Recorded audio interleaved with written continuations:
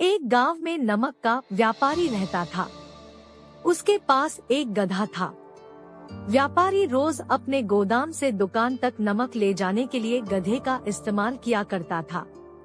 वह नमक को बोरी में भरकर गधे की पीठ पर लाद देता और उसके साथ साथ चलता हुआ दुकान तक आता था।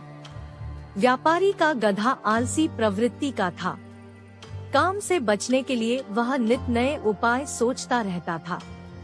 गोदाम से दुकान तक के रास्ते में एक नदी पड़ती थी, जिस पर एक छोटा पुल बना हुआ है। एक दिन नदी पर बने पुल पर चलते समय अचानक गधे का पैर फिसला और वह नदी में जा गिरा। नदी के पानी से नमक की बोरी भीग गई। जब तक व्यापारी ने गधे को पानी से निकाला, तब तक बोरी में भरा बहुत सारा नमक घुल चुका था। गधा जब चलने लगा तो उसे बोरी का भार बहुत कम महसूस हुआ और वह खुश हो गया। उसने सोचा कि अपने ऊपर लदा बोझ हल्का करने का ये बहुत बढ़िया तरीका है। अगले दिन वह जानबूझकर नदी में गिर पड़ा। नमक पानी में घुल जाने से बोरी का वजन फिर कम हो गया।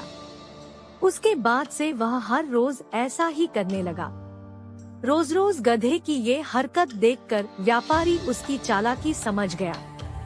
उसने गधे को सबक सिखाने का फैसला कर लिया और अगले दिन बोरी में नमक के स्थान पर रुई भरकर गधे की पीठ पर लाद दिया। रुई हल्की थी। इसके बाद भी आलसी गधे ने सोचा कि क्यों न रोज की तरह नदी के पानी में गिरकर इस वजन को और कम कर लिया जाए।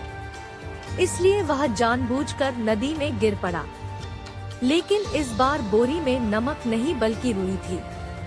पानी में भीगकर रुई का वजन कई गुना बढ़ गया। गधा जब उठकर चलने को हुआ तो इतने भारी बोझ से उसका बुरा हाल हो गया। उस दिन के बाद से उसने कभी आलस न करने का निर्णय किया। सीख: एक, आलस का फल कभी न कभी मिल ही जाता है। 2, एक ही उपाय हर बार कारगर सिद्ध नहीं होता।